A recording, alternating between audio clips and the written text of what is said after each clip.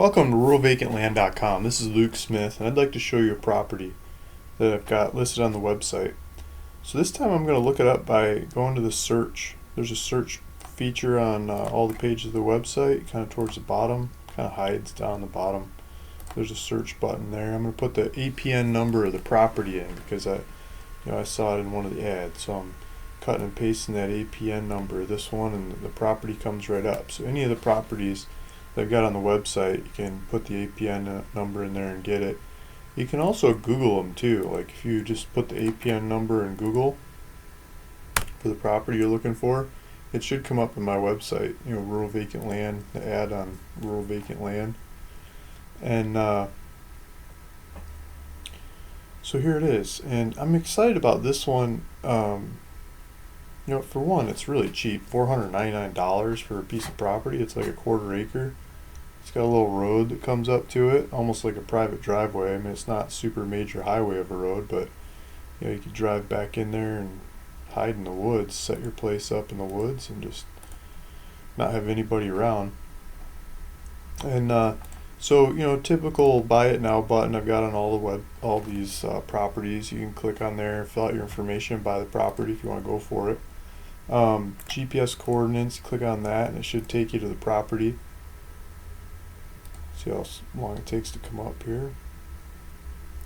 There's a nice lake. Here's Horseshoe Bend. Here's Walmart just over here.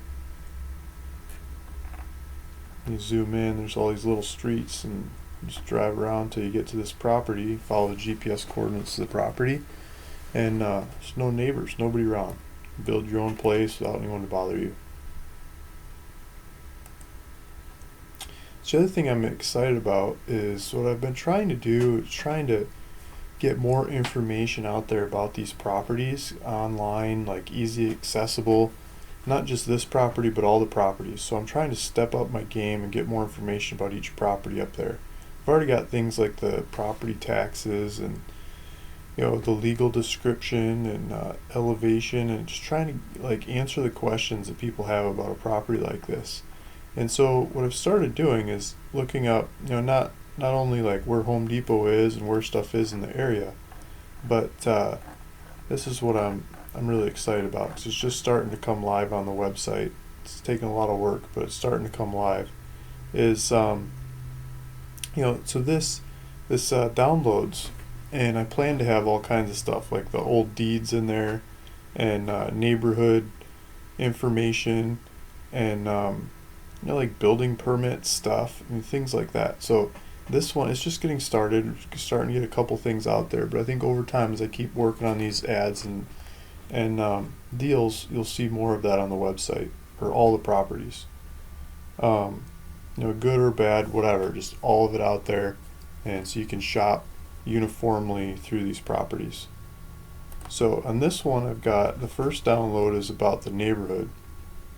This looks like a nice old fax or something, right? Look, it's got the 3-ring binder holes in it. I mean, this is some old paper.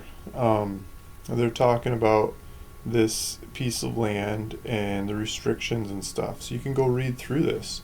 I mean, generally when you buy land, you don't get this until like the day before you're signing at the title company.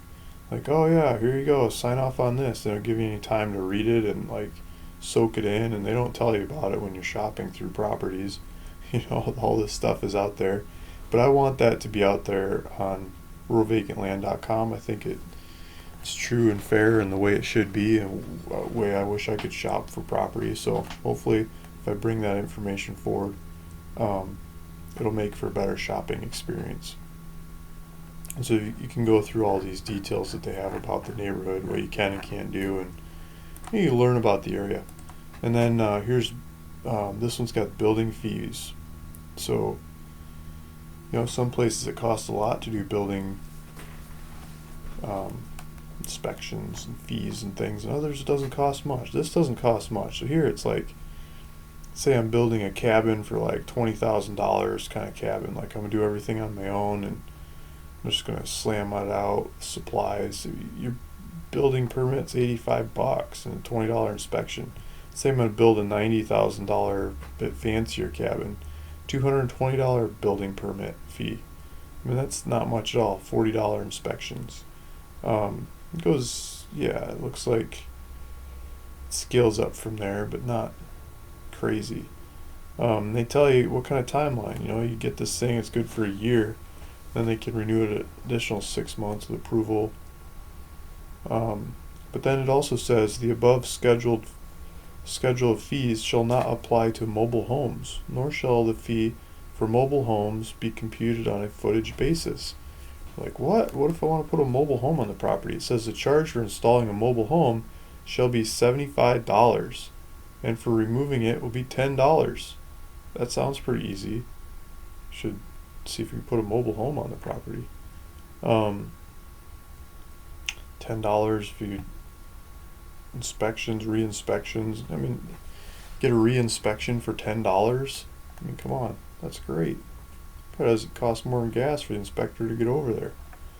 Um, just you can read through this and you can learn, you can plan your approach for using one of these properties. So hopefully this kind of information is usable to people that are shopping this property and other properties like it on my website, ruralvacantland.com.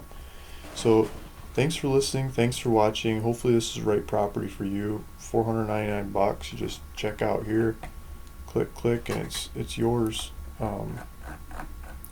In the woods, lakes, or streams, and just looks like a nice place to be. Thanks for listening. Thanks for watching. Luke Smith, ruralvacantland.com.